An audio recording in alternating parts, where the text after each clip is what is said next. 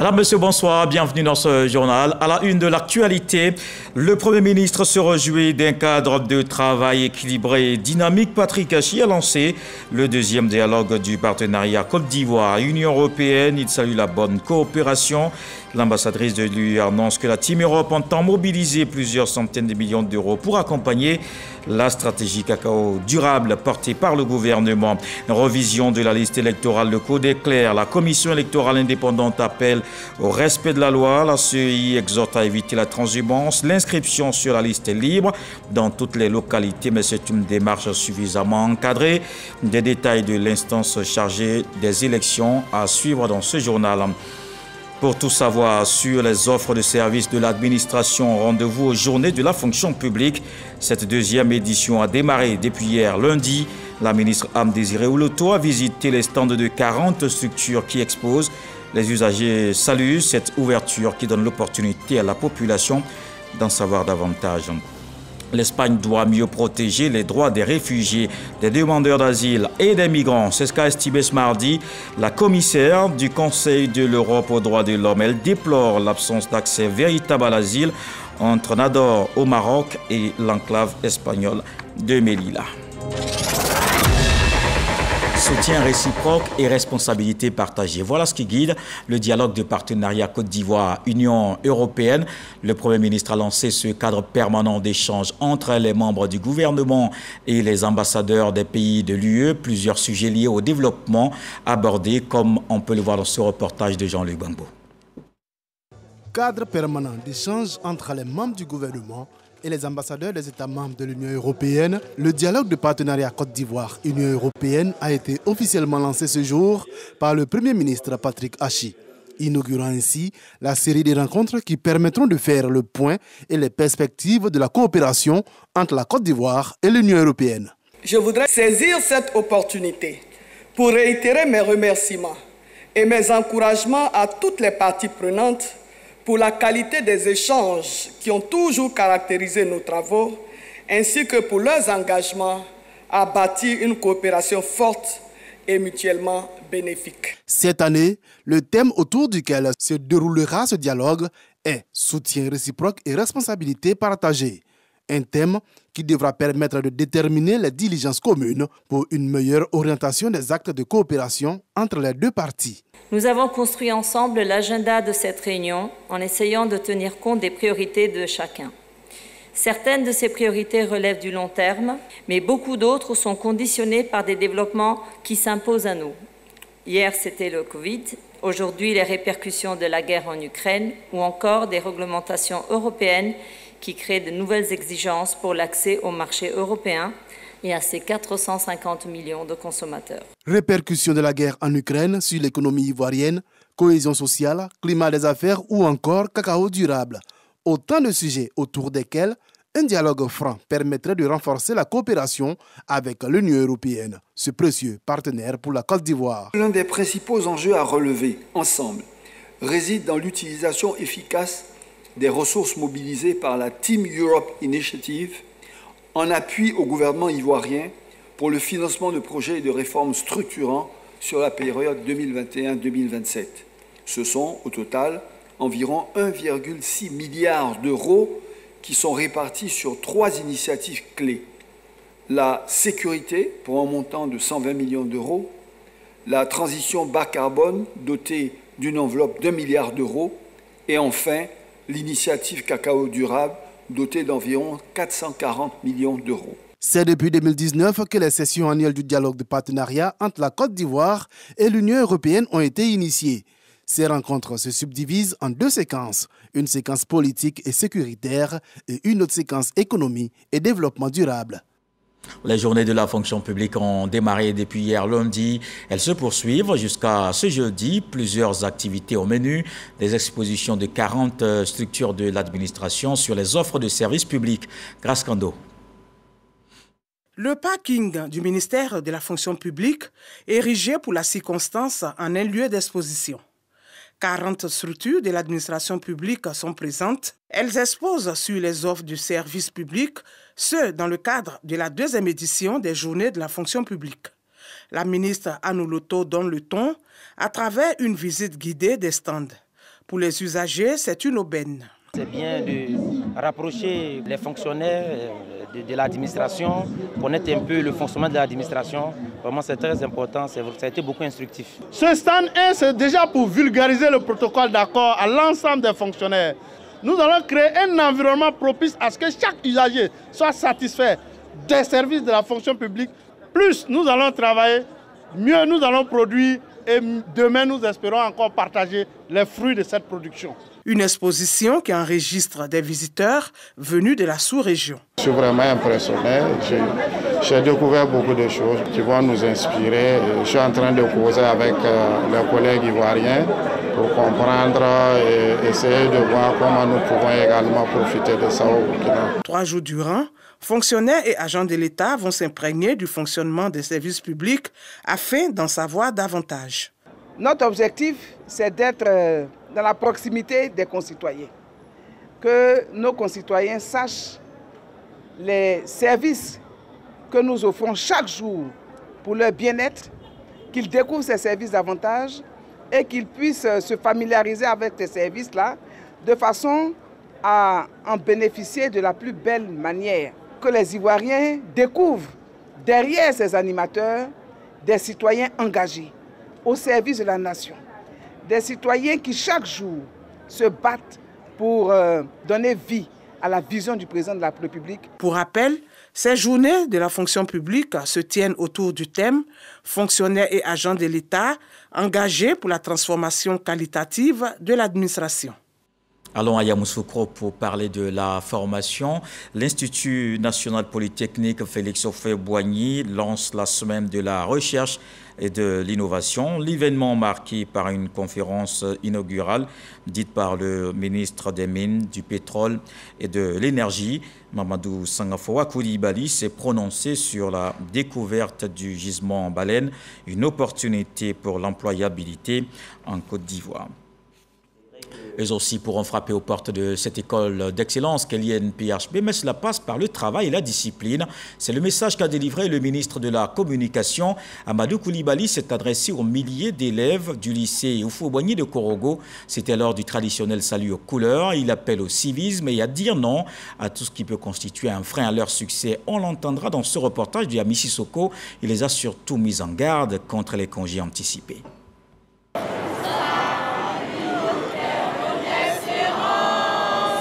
Plus qu'une tradition, il s'agit de faire la promotion du civisme à travers cette cérémonie d'honneur à l'emblème national. À Korogo, au lycée Houphouët-Boigny, le ministre de la Communication et de l'économie numérique, Amadou Coulibaly, a invité les élèves et le corps enseignant au respect des symboles de la République. L'hymne national, le drapeau, la devise, les armoiries de la République et le portrait du président. Le salut aux couleurs était l'occasion pour le ministre Amadou Coulibaly de décrier des fléaux tels que la consommation de la drogue, l'alcool et les grossesses en milieu scolaire qui minent l'école. Surtout les congés anticipés à l'approche de la fête de Noël. Un message bien perçu par les concernés. Nous allons appliquer les conseils du ministre. Car c'est une bonne initiative ce qu'il a fait. Car si nous respectons, nous aurons une bonne éducation et puis le meilleur de notre classe. Le congé anticipé, ce n'est pas une bonne chose car l'élève doit respecter les règlements de l'État pour être un bon citoyen demain. Comme un père soucieux de l'avenir de ses progénitures, le porte-parole du gouvernement a prodigué des conseils à ses élèves. Le même respect que vous avez pour vos supérieurs hiérarchiques, le même respect que vous avez pour vos parents respectifs, vous devez avoir le même respect pour l'État et tout ce qui incarne cet État. Malheureusement, il y a beaucoup de vices aujourd'hui qui minent la jeunesse et la ville de Korogo n'y échappe pas. Ce que je suis en train de vous demander, c'est de prendre votre destin en main.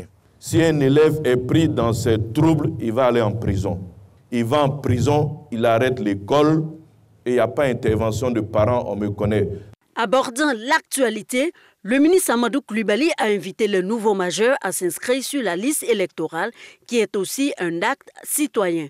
Pour encourager à la création des classes scientifiques en vue de combler plus tard le déficit d'enseignants en mathématiques, il a offert plus de 700 manuels de mathématiques à la Direction régionale de l'éducation nationale du Poro. En sport, vous le savez, l'actualité, c'est la Coupe du Monde. Et sur le continent, bientôt la CAN en Côte d'Ivoire. Le pays se prépare. Le comité d'organisation mobilise les étudiants et les différentes structures universitaires. Un partenariat signé pour relever ensemble ce défi. Pascal Koné et Jean-Sylvain Risson. À travers ces gestes, le président du COCAN 2024, François-Albert Amichia, et le ministre de l'Enseignement supérieur et de la Recherche scientifique, Adama Diawara, s'engagent à réussir le pari de la mobilisation de la CAN 2024. Merci pour votre exceptionnelle mobilisation. Et c'est là que c'est avec plaisir qu'on se retrouve dans ce milieu.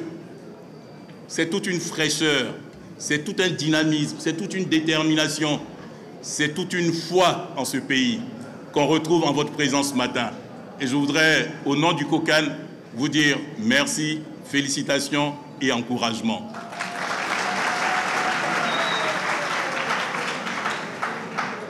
La crainte des responsables de la Confédération africaine de football, c'est que si la Côte d'Ivoire ne joue pas, il ne faut pas que les stades soient vides. Mais quand je vois la mobilisation de ce matin, je sais que nos stades seront pleins, quelle que soit l'équipe qui jouera. La cérémonie de ce jour est un instant solennel, une occasion d'acter notre partenariat et d'en décliner les grandes orientations à la communauté nationale. Elle marque également notre volonté de nous investir à faire de cette compétition la vitrine d'une Côte d'Ivoire unie et résolument engagée pour servir d'exemple à toute l'Afrique, comme soutenu par la vision 2030 du chef de l'État à travers son projet Côte d'Ivoire solidaire. Les étudiants ont promis de tout mettre en œuvre afin d'atteindre la mission qui leur a été confiée. Quelle l'organisation de la CAN en 2023, il est important que nous nous impliquons. Nous nous impliquons en termes de servitude. Voilà, parce qu'on l'a dit aujourd'hui, nous luttons pour que la responsabilité se sente dans l'attitude de la jeunesse ivoirienne. Ce partenariat s'est matérialisé avec l'intronisation de Jakalia Ouattara en qualité de président du Comité national de la mobilisation du monde universitaire. Le ministère de la Santé, de l'Hygiène publique et de la couverture maladie universelle implique les guides religieux et les préfets dans la sensibilisation pour la CMU. Ils sont exhortés à expliquer les avantages de cette carte de soins aux populations. Une réunion d'information et d'échange s'est tenue ce lundi à cet effet. Pierre Demba les engage également à soutenir la réponse nationale à la lutte contre le sida. Une profession incontournable pour le système de santé. Ce 26 novembre, c'était la journée internationale des aides-soignants en Côte d'Ivoire. Une association veut sortir de la célébration trop de risquettes de cette journée. Elle a organisé une manifestation afin de permettre d'en savoir un peu plus sur ce métier. Marie Longo. C'est ces personnes-là même qui sont très proches des patients, voilà, qui s'occupent de l'environnement immédiat du patient. C'est un métier à visage humain, selon les professionnels de la santé.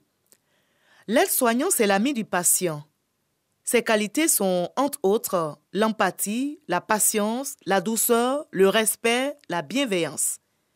Ces qualités ne s'inventent pas, mais sont en soi. Ce 26 novembre, journée consacrée aux aides-soignants dans le monde, des hôpitaux en Côte d'Ivoire leur rendent hommage.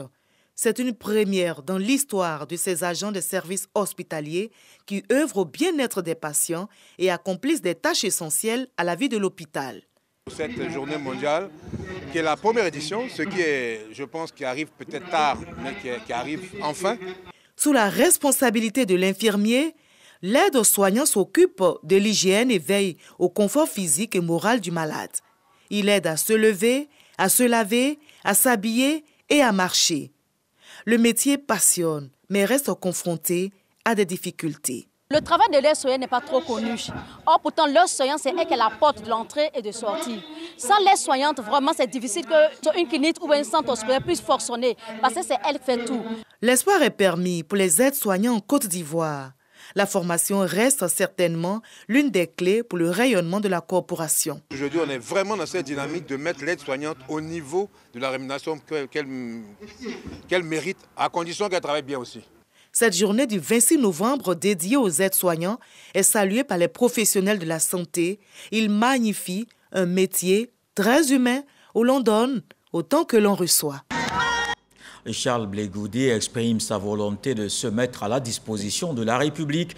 Le président du COJEP est de retour, vous le savez, au pays depuis le samedi dernier. Le ministre de la Réconciliation et de la Cohésion l'a reçu ce mardi. Le leader du Congrès panafricain pour la justice et l'égalité des peuples a dit à Kwadio Konan-Bertin son engagement à contribuer à la paix. Abdoulaye Koné. Le président du COJEP a rencontré mardi le ministre de la Réconciliation et de la Cohésion nationale. Au locataire du 8e étage de la Tour A, il a dit ceci.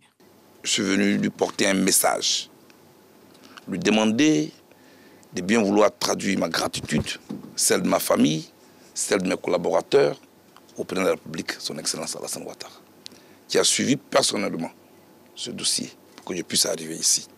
Je suis là pour dire merci au chef de l'État et aux autorités ivoiriennes. Je suis là pour appeler tous les Ivoiriens au rassemblement autour de notre pays, la Côte d'Ivoire. Je suis là pour aussi apporter ma compassion à tous ces Ivoiriens qui méritent qu'on leur demande pardon. Je suis là pour apporter ma pierre à ce processus qui a été bien enclenché par les autorités ivoiriennes. Et j'invite tout le monde à nous retrouver pour qu'on puisse avancer ensemble. Tous les actes posés par le président Alassane Ouattara concourent à ramener la paix dans notre pays, lui dira en retour le ministre Kwadio Konan-Bertin. Le président Ouattara est l'architecte de la réconciliation en cours et il a tendu la main. Tous ceux qui ont saisi la main tendue du président de la République, ça se termine comme ça se termine ce matin. Blé Goudé est rentré. S'il y en a d'autres qui aiment leur pays, et je suppose que nous tous, autant que nous sommes où nous nous trouvons, nous aimons la Côte d'Ivoire. Au-delà des mots, il faut qu'on pose des actes. Parce que, comme on disait Oufoué, la paix, ce n'est pas un vain mot, c'est un comportement. La main du président de la République reste toujours tendue. Une chose est sûre, Charles Blé Goudé revient avec un esprit de réconciliation. Il l'a dit à qui veut l'entendre, son devoir sera d'accompagner le processus de paix en Côte d'Ivoire. Et l'actualité politique dominée par la révision de la liste électorale. L'opération se poursuit jusqu'au 10 décembre. Elle permet de s'inscrire dans la localité de son choix. Mais attention, cette pratique est bien encadrée par la loi. Dans ce reportage de Laure Goretti et Sidonie Davila, la CEI apporte des précisions. Le citoyen ivoirien qui veut s'inscrire sur la liste électorale peut décider du lieu. Un choix qui respecte certaines conditions selon la commission électorale indépendante. La circonscription s'entend de celle dans laquelle il a son domicile ou sa résidence depuis au moins 6 mois à la date de démarrage de la révision de la liste électorale ou encore celle au titre de laquelle il figure pour la 5e fois sans interruption au rôle de l'une des contributions directes, c'est-à-dire où il paye ses impôts, ou celle de la représentation diplomatique ou consulaire dans laquelle il est immatriculé s'il se trouve à l'étranger. Il ne peut donc pas s'inscrire en dehors des circonscriptions indiquées, quitter sa circonscription sans respecter les conditions de la CEI est passible de poursuites judiciaires. Toutefois, s'il est établi de quelque manière que ce soit que ce dernier s'est inscrit dans une circonscription électorale alors qu'il n'y a pas son domicile ou sa résidence ou ne remplit pas la condition de résidence fiscale ou de matriculation. L'article 9, alinéa 6, punit ces faits d'un emprisonnement de 6 mois à 1 an et d'une amende de 500 000 à 1 million de nos francs. Cette mise au point de la CEI fait suite à la saisie de l'institution sur l'enrôlement d'Ivoiriens en dehors de leur localité de rattachement. La commission électorale indépendante invite tout un chacun à lui porter les irrégularités constatées sur le terrain. Justement, sur le terrain, le processus suit son cours. Les campagnes de sensibilisation aussi allons dans l'ouest du pays. Le ministre Vagondo Diomandé sillonne la région du Tonkwi pour mobiliser les populations. Il était dans plusieurs localités pour expliquer l'importance de cette opération. Didier Nguessan. Kabakouman, situé à 9 km de Biancouman, village natal du feu général Robert Guéhi, les habitants sont sortis nombreux pour communier avec un émissaire du gouvernement en la personne du ministre Vagondo Diomandé. Il est question de rendre hommage au président de la République, Alassane Ouattara, pour ses actions de développement dans la région du Tongpi. Les écoles primaires sont construites, les collèges de proximité sont érigés, de nombreux villages sont connectés au réseau électrique, plusieurs localités ont une adduction d'eau. En ce qui concerne particulièrement notre village, nous avons bénéficié d'un grand château dont la capacité permet de desservir 2 villages, à savoir Kabakouman et Blagouin. Le ministre Vagondo Diomandé a invité la population à se faire enrôler sur la liste électorale. Chers frères et sœurs, nous sommes dans la période de l'inscription et de la révision de la liste électorale. Que chacun aille s'inscrire, pour ceux qui ne l'ont pas fait, sur la liste électorale. Ce n'est que comme cela que vous pourrez avoir accès au développement que vous souhaitez. Le gouvernement a pris des mesures spéciales pour que les inscriptions soient facilitées. Le général de corps d'armée s'est incliné sur la tombe de son frère d'armes et ancien chef de l'État, Robert Guéhi. Second village visité, Sandougou Soba. Niché entre les montagnes du Tongpi, le village au relief accidenté s'est refait une virginité avec l'électrification rurale. Avec la mise sous tension électrique de son village par le ministre de l'Intérieur et de la Sécurité Vagondo Diomandé, Armel Gueux pourra désormais opter pour un moulin électrique qui lui évitera l'approvisionnement en carburant à 32 km d'ici. Par jour, j'utilise au moins 10 litres de gasoil par jour. Avec Sandougou Soba, 11 autres villages de la sous-préfecture sont électrifiés. De quoi réjouir les villageois reconnaissant au président de la République.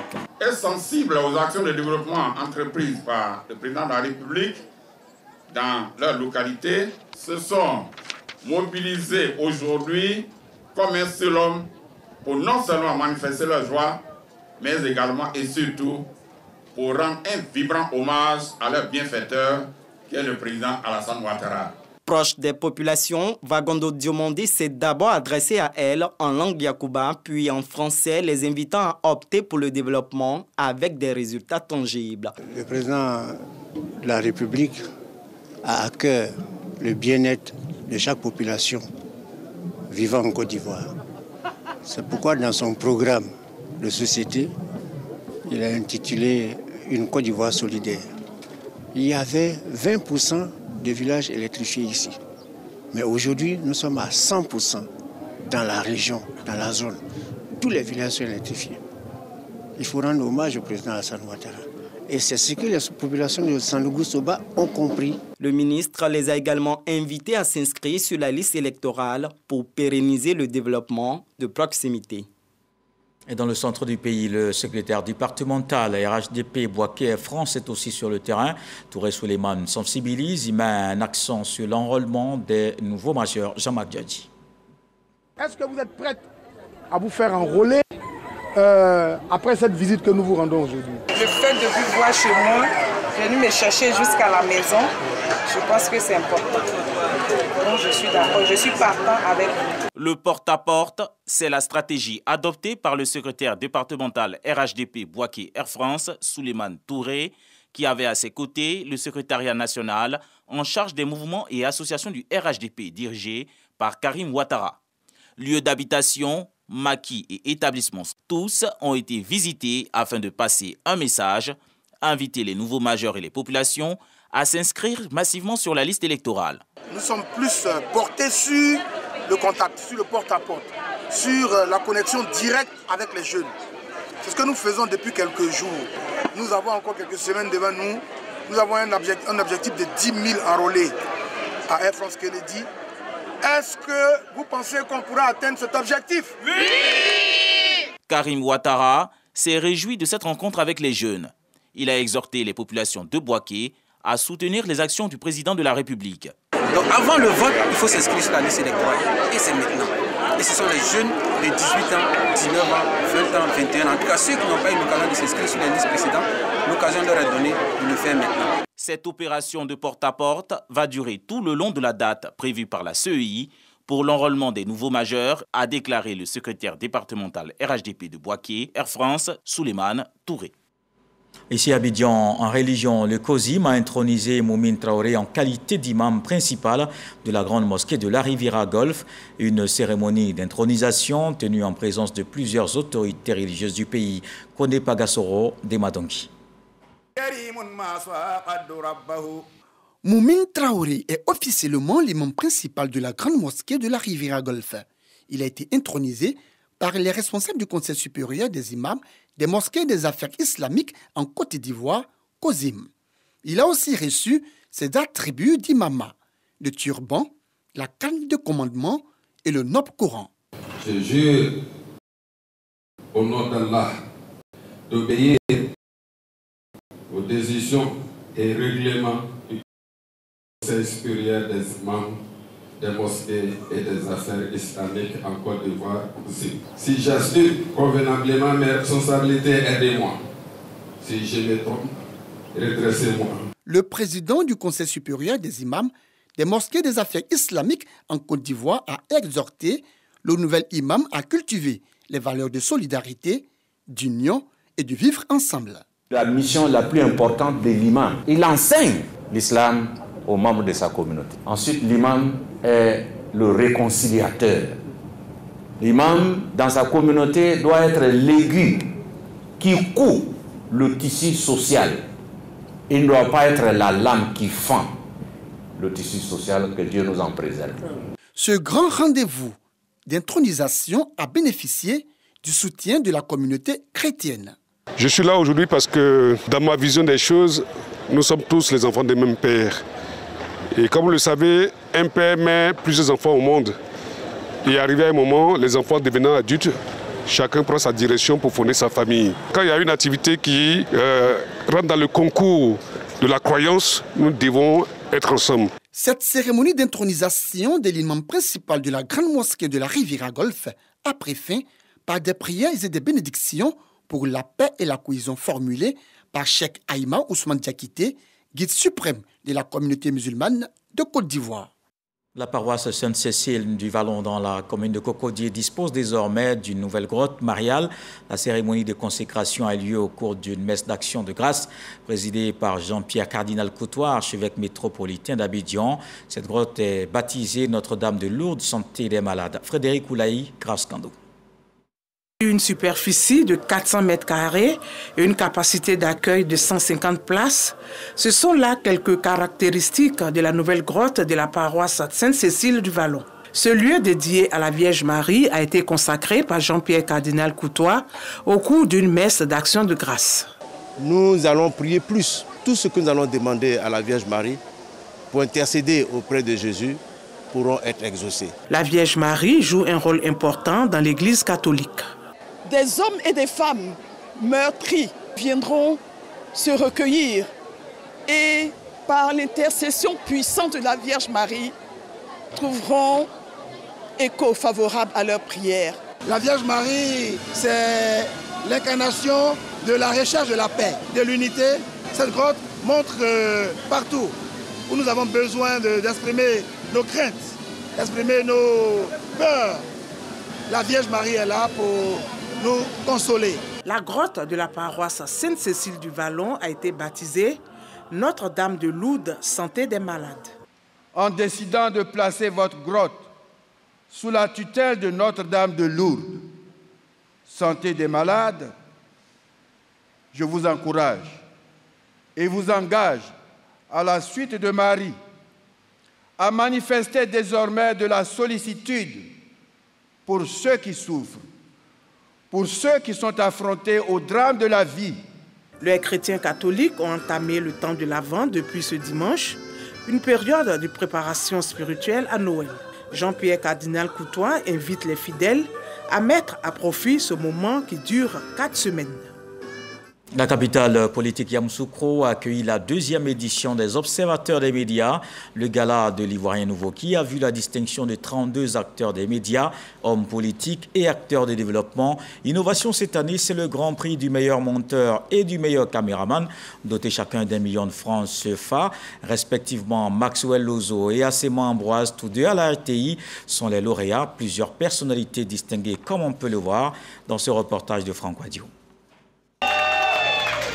Maxwell Lozo, meilleur monteur, Ambroise Assema, meilleur caméraman. Ces deux agents de la RTI sont les grands prix de la Nuit de l'Ivoirien Nouveau, initiative de la plateforme Les Observateurs des médias. 1 million de francs CFA chacun, trophée et diplôme, une satisfaction. Il n'y a pas de petit montage. Un montage est un montage et les autres monteurs n'ont pas démérité. Être caméraman, il faut avoir du cœur. Tout ce que tu fais, tu es derrière, on ne te voit pas. C'est le journaliste qu'on voit. Aujourd'hui, l'Observateur des médias a décidé de nous primer. Vraiment, je ne sais pas quoi dire. Des trophées floqués à Arthur Koléa, en hommage au regretté frère de l'Ebony 2019, Serge Koléa, un passionné de la technique. Ce clin d'œil à ses corps de métier, à son sens. On s'est dit qu'il fallait mettre ces personnes en exergue parce que ces personnes travaillent, elles apportent toujours leur contribution dans le développement aussi de la Côte d'Ivoire, dans le développement des médias, mais elles sont toujours au second plan. Donc cette année, nous avons mis l'accent particulier donc, sur ces personnalités. Donc pour vous dire que la 3e édition, il y aura d'autres corps de métier également qui vont s'ajouter à ces récompenses. Apollinaire Zier, Michel Kwame, Kader Batil et Gilles Tonien. Autant de prix sectoriels glanés. C'est de toujours apprendre, c'est de toujours dire qu'on n'est pas au meilleur niveau et de toujours apprendre afin d'être l'Ivoirien nouveau, excellent, exceller dans ce qu'on fait. Nous étions plus d'une centaine, aujourd'hui on se retrouve à 3. Ça veut dire qu'on n'a pas démérité, mais franchement, je remercie, vraiment c'est la RT qui gagne. Ça c'est ce qu'on doit retenir. Et je suis très heureux. En plus des techniciens, des acteurs du développement local tels Zonkamara, de Gagnoa, meilleur élu local, Georgette Guilaine de Diokoué, femme entreprenante, et Zoumana Bakayoko, meilleur agent de développement. Sans oublier le prix du meilleur ministre-gouverneur attribué à Philippe Légré. Pour nous, la paix, c'est la condition sine qua non, c'est la condition pour pouvoir développer un pays. Dans la bonne gouvernance, c'est un esprit de sérénité, de savoir-faire et surtout de la capacité intellectuelle d'œuvrer, en tout cas pour une partie de la population, en voie d'émergence. Je souhaite pour ma part que chacun de nous puisse les accompagner toujours, de sorte que nous répondons à certaines valeurs prônées par notre président de la République. Nous avons le devoir de travailler, nous avons le devoir de s'aimer, nous avons le devoir de cultiver la cohésion, la réconciliation vraie. Des acteurs de développement, mais aussi des acteurs politiques. Simone Gbagbo, meilleure femme politique, et Charles Blé Goudé, meilleur Ivoirien de la diaspora. Puis Mabrito Akeus, invité spécial, meilleur homme politique. Évidemment, l'Ivoirien nouveau doit nous mettre d'accord. Et si nous sommes d'accord sur les décisions qui sont prises, les choix qui sont faits, les actions qui sont menées, eh bien tout cela va renforcer donc le vivre ensemble, la cohésion nationale recherchée. Fosseni Dambélé, directeur général de la RTI, et Ange Guéhi, son homologue de la nouvelle chaîne ivoirienne, ont vu leur management reconnu. Pour sa part, Fatoumata Traoré, au nom du patron de la cérémonie à Kaouélé, président du CESEG, relève l'intérêt de la démarche des observateurs des médias. Le concept proposé par le président de la République ne peut prendre forme que si on arrive à donner un contenu. C'est chose que vous avez réussi l'année dernière, que vous donnez un contenu en plus que vous vulgarisez. 32 distinctions pour cette 2e nuit de l'Ivoirien nouveau qui a vu la participation du Maroc, pays à l'honneur, après le Burkina Faso en 2021. Disons, vive l'édition 2023. Dans le reste de l'actualité, l'Espagne doit mieux protéger les droits des réfugiés, des demandeurs d'asile et des migrants. C'est ce qu'a estimé ce mardi la commissaire du Conseil de l'Europe aux droits de l'homme. Elle déplore l'absence d'accès véritable à l'asile entre Nador au Maroc et l'enclave espagnole de Melilla. Elle a par ailleurs salué les mesures adoptées par Madrid pour la protection et l'accueil des personnes fuyant la guerre en Ukraine. Elle a aussi noté l'amélioration des conditions d'accueil des migrants dans les îles Canaries ainsi que les fonds supplémentaires alloués. Et à suivre juste après ce journal de 20h, le débat politique ce soir. Le thème, c'est qu'entendre par diplomatie préventive. On en parle avec Eliane Hervaux et ses invités sur le plateau. C'est donc à suivre tout à l'heure après ce journal. Et voilà qui met un terme à ce journal. Merci d'avoir suivi. L'actualité se poursuit à 23h. Ce soir, le sage nous apprend qu'aucune colère ne peut pousser personne à taper le parc épique avec la main. Dieu le voulant, on se retrouve demain.